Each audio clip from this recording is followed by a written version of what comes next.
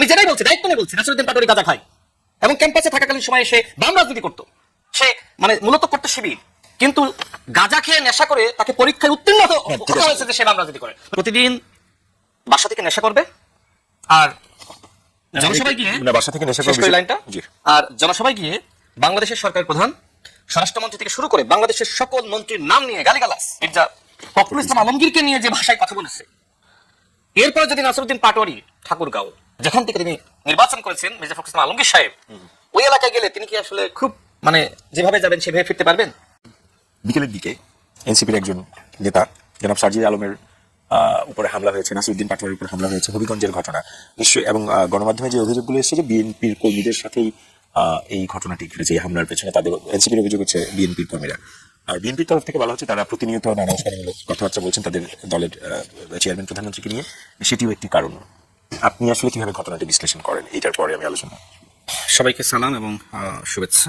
দেখেন, আমিও গণমাধ্যমে দেখেছি যে সার্জিস আলম এবং তাদের কয়েকজন নেতৃবৃন্দ তাদের উপর হামলার অভিযোগ এটি গণমাধ্যমে দেখেছি। আর সার্জিস আলমের হাতে দেখলাম যে এখানে কিছুটা ব্লিডিং হচ্ছে। তো দেখেন, ঠিক আজকে ওই সমাবেশ থেকেই নাসিরউদ্দিন পাটোয়ারি নুরুল হক নূরকে যেখানে পাবে সেখানেই জুতো পেটা করার জন্য সে নির্দেশ দিয়েছে। লাইভে শুনেছেন? এক্স্যাক্টলি, আমি আপনাকে প্রমাণ দেখাতে পারবো। এবং তিনি প্রতিনিয়ত বাংলাদেশের মাননীয় প্রধানমন্ত্রী তাকে নিয়ে গালিগালাজ করছে। এমনকি মাননীয় প্রধানমন্ত্রীর সহধর্মিনী, তার কন্যা, তাদের কি অপরাধ? তারা কি রাজনীতি করেন? তাদেরকে কটাক্ষ করছেন, কি বিশ্রী ভাষায় কথা বলছেন, এগুলো আসলে মিডিয়ার সামনে বলা যায় না। তো এরপরে আসলে বিএনপির নেতাকর্মীদের আপনি কিভাবে তাদেরকে শান্ত করবেন? তারপরেও বিএনপি দায়িত্বশীল ভূমিকা পালন করছে। আজকে নাসিরউদ্দিন পাটোয়ারির উপর কোনো হামলার ঘটনা ঘটে নাই, সার্জিস আলমের উপরে কোনো হামলার ঘটনা ঘটেছে সেটি আমি কোনো ভিডিও ফুটেজে দেখি নাই। আমি দেখেছি তার হাতে ব্লিডিং হচ্ছে, এখানে আসর লাগলে যেমন হয় সেরকম। এখন এটা আসলে মানে গাড়ির গ্লাস ভেঙেছে, সেই গ্লাস লেগে এরকম হয়েছে না অন্য কোনো ঘটনা?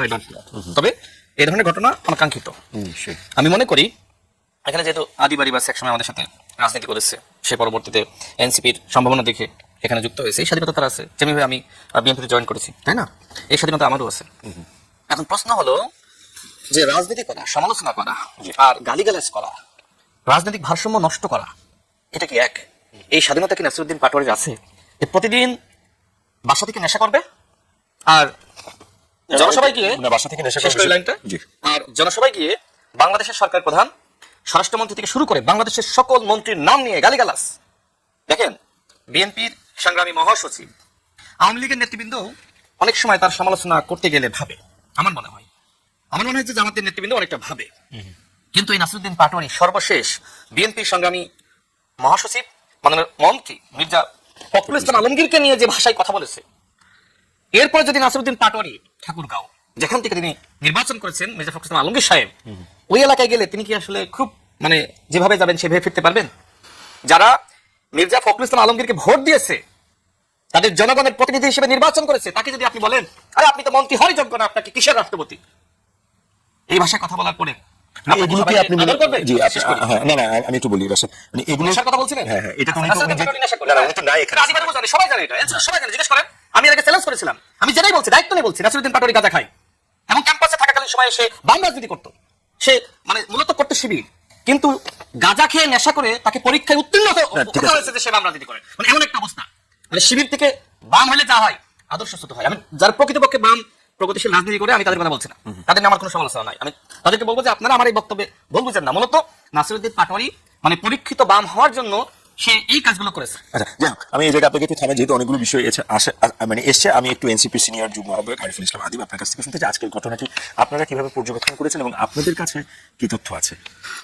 ধন্যবাদ আপনাকে এবং একই সাথে যারা দেখছে সবাইকে ধন্যবাদ জানাই। আমি জাস্ট ফোনে আমাদের সুস্পষ্ট ভিডিও আসছে, ভিডিওতে স্পষ্ট দেখা গেছে এই যে তার চোখে আঘাত আছে, এবং ভিডিও দেখে আমরা স্পষ্ট সেখানে ছাত্রলীগের পোস্টের, শুধু পোস্টের না, ছাত্র দলের টি শার্ট পরা, পিছনে লেখা জাতীয়তাবাদী ছাত্রদল হবিগঞ্জ, লাল টি শার্ট পরা হুসামা বিন জিহাদ সহ সাংগঠনিক সম্পাদক হবিগঞ্জ জেলা ছাত্রদল, আল সাইমন বৃন্দাবন সরকারি কলেজ ছাত্রদল, আসিফুল ইসলাম ইমন সহ সাংগঠনিক অভিযুক্ত, কিন্তু ঘটনাটা কিভাবে ঘটলো এরা এই কয়জন সরাসরি হামলায় সরাসরি যুক্ত আছে। এবং শুধু যুক্ত না, এখানের প্রোগ্রাম শেষে যখন ব্যাক করতেছিল সেই গাড়িতে আপনার হচ্ছে হামলা করছে। আমাদের যে গাড়িবহর ছিল, গাড়িবহরের গাড়ির ড্রাইভারকে নামিয়ে, একজন ড্রাইভার সে তো রেন্টেকার, সে তো আর দলীয় লোক হয় না, এটা স্বাভাবিকভাবেই ধরেন আমরা দেখেছি। মানে এটা বললেও ধরেন আমরা কখনোই এইরকম আওয়ামী লীগের সাথে তুলনা করছি না। আওয়ামী লীগের সময় সাধারণত এরকম একটা ঘটনা ঘটছিল রাজু ভাস্কর্যে, তখন ছাত্র অধিকার পরিষদের প্রোগ্রাম ছিল। আপনার হচ্ছে যে মাইক যে ভাড়া করে নিয়ে আসছিল, আমরা যাদের মাইক ভাড়া করছিলাম সেই ভাইয়ের মাথা ফাটিয়ে দিয়েছিল রাজু ভাস্কর্যের ছাত্রলীগ। আর আজকে এখানে আপনার হচ্ছে যে যে রেন্টেকার যে ড্রাইভার ছিল তাকে নামিয়ে খুব নৃশংসভাবে হচ্ছে তাকে মারছে। এবং ভাই হয়তো টকশোতে ব্যস্ত ছিলেন, অথবা ক্ষমতায় থাকলে সাধারণত অভিযোগ বলেই সাধারণত এগুলো আপনার হচ্ছে এক ধরনের অ্যাভয়েড করার ট্রাই করা হয়।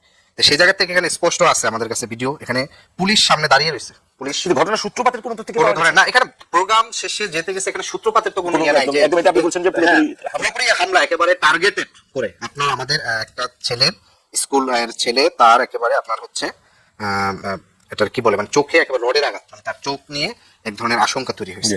আমরা আশা করি তার চোখ যেন আল্লাহ ঠিক করেন। কিন্তু এখানে খুব আপত্তিকর যে বিষয়টা হয়েছে যে নাসিরউদ্দিন পাটোয়ারির বক্তব্য দিচ্ছে সেই জন্য হামলা করতে হবে, এটা তো হচ্ছে এক ধরনের আপনার হচ্ছে এটা কি বলে, এরকম কি কোনো কিছু বলেছে যে আপনার না, এরকম বলেছে কিনা এটা তো রাশেদ ভাই প্রমাণ করা দায়িত্ব। সে অভিযোগ করছে, যদি বলে থাকে সেটা সে বলবে, এখানে তো তার বলেন আর বললেও সেটা হচ্ছে ডিপেন্ড করে আপনি নাসিরউদ্দিন পাটোয়ারির উপরে মানে বক্তব্য দিয়েছে, সেটা আপনার ভালো লাগে না, রাজনৈতিক প্রতিপক্ষের সমালোচনা আপনি নিতে পারবেন না, কিন্তু আপনি সেই জায়গাটা না, আমি শেষ করি ঠিক আছে, সেই জায়গাটা থেকে আপনার সুস্পষ্ট আকারে এই ধরনের বক্তব্য মানে হামলা কোনোভাবেই কাম্য নয়। আমরা দেখি মাননীয় প্রধানমন্ত্রী আজকেও শিশুদের সাথে তিনি একসাথে একটা সুন্দর হাসি মুখের আচরণ করতেছেন, এটা তার ইমেজ বিল্ড আপ হচ্ছে। তিনি ট্রাফিক জ্যামে দাঁড়িয়ে থাকেন, সাধারণ নাগরিক হওয়ার, হেঁটে অফিস করেন, নানা ধরনের ইমেজ বিল্ড আপ তৈরি করছেন। কিন্তু একই সাথে বাংলাদেশের রাজনীতির যে তৃণমূলে যে ক্ষমতা প্রদর্শনের যে প্যাটার্ন, সন্ত্রাসবাদের যে প্যাটার্ন, যেটা আমরা আগে বলতাম যে বিএনপি আওয়ামী লীগ একই মুদ্রার এপিঠ ওপিঠ, জুলাই পরবর্তী বাংলাদেশে আমরা আশঙ্কা করছিলাম যে আগে হয়তো বিএনপি প্রতিপক্ষ হিসেবে আওয়ামী লীগের মোকাবেলা করা লাগছে, তারা বাধ্য হয়ে ধরলাম সন্ত্রাস করছে। কিন্তু এখন তো তাকে কাউকে এরকম মানে হচ্ছে আপনার মানে বিএনপির কারোর উপর হামলা হয়েছে কিংবা সেটা রিয়া করছে। আপনি নারায়ণগঞ্জে এনসিপির উপরে হামলা হয়েছিল, ঝিনাইদহে হামলা হয়েছে, ঝিনাইদহে যারা মারছে তাকেই আবার হচ্ছে পুলিশ আটক করে থানায় হচ্ছে একদিন দুই দিন পরে তাকে হচ্ছে জামিন হয়েছে। আজকে হবিগঞ্জে আপনার হচ্ছে পুরো গাড়ি বহরে হামলা করে, এমনকি হামলার পরে যারা আহত হয়েছে তাদেরকে যখন আপনার হচ্ছে এটার কি বলে অ্যাম্বুলেন্সে করে হাসপাতালে নিয়ে যাওয়া হচ্ছে, সেই অ্যাম্বুলেন্সে গতিরোধ করে সেখানেও দ্বিতীয় দফায় হামলা হয়েছে। এই যে হামলার প্যাটার্ন পুলিশের সামনে থেকে, তার মানে তাদের ওইখানে স্থানীয় যে এমপি থাকে কিংবা তাদের এক ধরনের নির্দেশ থাকে যে পুলিশ কিছু বলবে না। কারণ আপনি পুলিশের সামনে হামলা করছেন, পুলিশ দেখছে, নিবৃত্ত করার চেষ্টা করেও পুলিশ হয়তো ভয় পাইতেছে, অথবা পুলিশের এক ধরনের মৌন সম্মতির মতন এক ধরনের কোলাবোরেশন। দুই নম্বরের যে বিষয়টা আমি বলতে চাই, রাশেদ ভাই এখানে এখন খুব গুরুত্বপূর্ণ দায়িত্ব পালন করতেছেন প্রধানমন্ত্রীর সাথে, রাজনৈতিক সচিব, রাজনৈতিক পরামর্শ তিনি দিয়ে থাকবেন।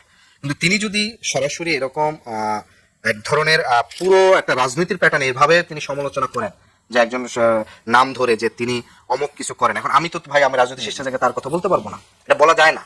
এখন বললে এগুলা প্রমাণ, আপনি সে কিভাবে প্রমাণ করেন? এগুলো প্রমাণ না তো, কারণ এগুলা দলীয় বাহিনী পালা থাকে, তারা এগুলার পক্ষে সাফাই গায়, শুনতে নেতাকর্মীরা উত্তেজিত হয়। কিন্তু আবার আরেকটা জিনিস তিনি খুব ভয়ঙ্কর জিনিস করছেন, যে বাংলাদেশে যখন রাজনৈতিক প্রতিপক্ষকে এক ধরনের সামাজিক কোণঠাসা করার চেষ্টা করা হয়, আমরা দেখি এখানে বামপন্থী পলিটিক্স, প্রগতিশীল পলিটিক্সে এক ধরনের ট্যাগায়িত করা হয় যে বামপন্থীরা গাঁজা খায়, বামপন্থীরা ধর্ম মানে না, মানে এই ধরনের। কিন্তু উনি যেভাবে একেবারে হচ্ছে যে বামপন্থী রাজনীতি করছে, গাঁজা খাইছে, আমি শিওর মানে এই ধরনের টার্ম হয়তো তারা একই ব্যাচের ছিল, তিনিও সঙ্গে তার ইউনিভার্সিটির সেশন হয়েছে আপনার 12-13। নাসিরউদ্দিন পাটোয়ারি আমার জুনিয়র, ঠিক আছে, একবার হয়তো জুনিয়র আপনার আসলে আমার কখনো সম্পর্ক ছিল না। সেই জায়গা থেকে এই ধরনের মানে উনি কিন্তু দুইটা যে বক্তব্য দিচ্ছিল খুবই আপত্তিকর, মানে আপত্তিকর আমি প্রতিবাদ না, এটা আপনি একই সাথে একজন রাজনৈতিক প্রতিপক্ষে মানে এমন বলছে যে অমুক কিছু করে, আবার সেটাকে অন্য একটা মানে এমন ভাবে বলা হয়েছে যে নাসিরউদ্দিন পাটোয়ারি একসময় বামপন্থী করছে, যার কারণে সেটা মানে এই জায়গাটা হচ্ছে যে আসলে খুবই আমি আবার আপত্তিকর, এবং এই হামলার জাস্টিফিকেশন করাটা এটা কোনোভাবেই আসলে আচ্ছা, আমি এক মিনিট বলতে পারবেন 30 সেকেন্ড যদি আপনি ক্রস করতে চান করতে পারেন। প্রথমত এই নাসিরউদ্দিন পাটোয়ারি বলেন, হাসনাত বলেন, সার্জিস বলেন, তারা যে এলাকায় যাচ্ছে ওই এলাকার এমপি কে টার্গেট করছে। ঠিক আজকেও যেখানে গিয়েছে সেই এলাকার এমপি কে গালিগালাজ করেছে। এরপরে আপনার সম্ভবত কিশোরগঞ্জে গিয়েছিল, সেই এলাকার এমপি কে গালিগালাজ করলো। এখন আপনি সমালোচনা করতেছেন নাকি গালিগালাজ করতেছেন? আগে স্পষ্ট করি যে ওই এলাকার যারা ভোটার, তাই না, যারা ভোট দিয়ে জনপ্রতিনিধি নির্বাচন বলেছেন আপনি সেটা একবার, তো এই নির্বাচিত জনপ্রতিনিধিকে যদি আপনি গালিগালাজ করেন ওইখান থেকে ফেরাই তো আপনার জন্য কষ্ট। এর আগে আমাদের স্বরাষ্ট্রমন্ত্রী যেটি করেছিলেন সেটা ইন্টারিমের সময় স্বরাষ্ট্রমন্ত্রীর এলাকায় গিয়ে স্বরাষ্ট্রমন্ত্রীকে নাসিরউদ্দিন পাটোয়ারি গালিগালাজ করছিল। সেই সময় স্বরাষ্ট্রমন্ত্রী পুলিশকে বলে প্রটোকল দিয়ে গালিগালাজ ঢাকায় পাঠিয়েছিল। এটা তো হয় না। রাজনৈতিক সমালোচনাকে আপনি কেন কিসের গালিগালাজ সমালোচনা? নাসিরউদ্দিন পাটোয়ারি সমালোচনা করতেছে। আমাদের দুজনকে থামতে হবে। এগুলো কয় আপনাদের দিছে? দুজনকে থামতে হবে। নাসিরউদ্দিন পাটোয়ারি যে মার খাওয়ার প্রেক্ষাপট তৈরি করতেছে, ভাই, এটা আপনারা প্রেক্ষাপট করেছেন। করেন। আপনারা তার জীবনটা ঝুঁকির মধ্যে রেখেছেন। এই যে সাভারে যে ঘটনা ঘটলো, এই ঘটনা যে নিজেরা ঘটাননি তার নিশ্চয় দেখেন। আপনাদের কাছে তো রাষ্ট্র ক্ষমতা আছে, ডিজিএফআই আপনাদের আন্ডারে আছে। এই যে আপনাদের অফিসের সামনে আপনাদের দল দেশের ক্ষমতায় ছিল, DGFI সময় একের পর এক ককটেল ঘটেছে, কারা ঘটিয়েছিল ধরতে পারেন না কেন? হ্যাঁ, ধরছে তো।